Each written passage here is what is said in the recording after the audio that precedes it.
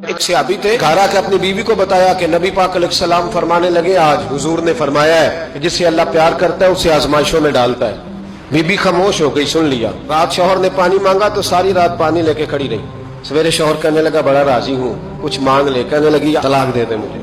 बड़े परेशान हुए, इतनी फर्माबरदार औरत को कैसे छोड़ दूं। कहने लगे, चल हुजूर के पास चलते हैं, वहां फैसला कराते हैं। दोनों उठे नबी करीम की बारगाह की तरफ।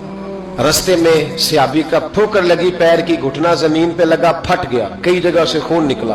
बीबी कहने लगी, चल वापस घर चले, मैंने नहीं तलाक लेनी। कहने लगे, तू बड़ी बेवकूफ है, मेरा घुटना टूट गया, तू बड़ी नादान है, पहले कह रही थी तलाक लेनी बगैर वजह के, रब कहती है नहीं लेनी। तो वो खातून कहने लगी, आपने घर आके बताया था ना कि जिससे अल्लाह प्यार करता है उस पर मुसीबतें आती है, तो मैं जब से आपके घर आई थी कोई मुश्किल भी नहीं आई थी। तो रात में सोचने लगी कि इस पर तो कोई मुश्किल ही नहीं आई, लगता है अल्लाह इसे प्यार ही नहीं करता, इसलिए मैंने आपसे तलाक लेने का इरादा किया था। अब मुश्किल आ गई है, अब